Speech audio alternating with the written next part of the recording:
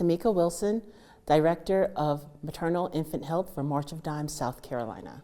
I did an internship as an undergraduate at a hospital, public relations. My colleagues were going into large corporations. I chose a hospital, and from there, I had the opportunity just to really understand and see the patient experience.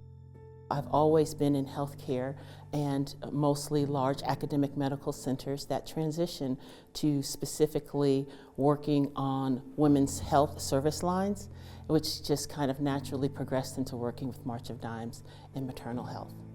Our F rating that comes from the March of Dimes every November is on preterm births, and it's the percentage of preterm births that we had. So on our last report card in 2024, our preterm birth rating in South Carolina was 11.6, which translates into about 1 in 9 women having a birth prematurely. A preterm birth just really can change the dynamics of a family, your mental health state, your economic state. That is definitely a rating that we want to move from. There's a lot of great work happening here in South Carolina, and we're just waiting for it to transition to moving that F to something that we can all deal with in terms of a grade.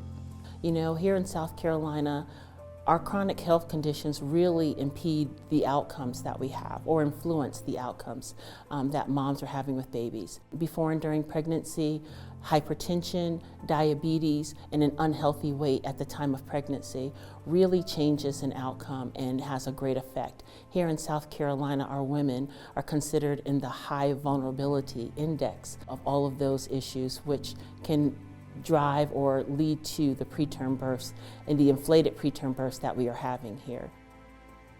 There is still a health equity gap that we are experiencing where moms of color, particularly Black moms, are not faring as well with outcomes.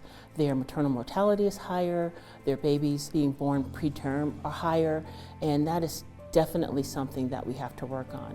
If your moms with the worst outcomes aren't improving, then as a collective, there will not be an improvement. We have a huge research arm where we do research internationally, trying to bring different methods to the bedside that we can make some improvements, and just finding what's new out there, which is also very strong for us. And then programmatically, bringing programs to the communities that we can offer to try and help bridge the gap between when they're in care and not in care.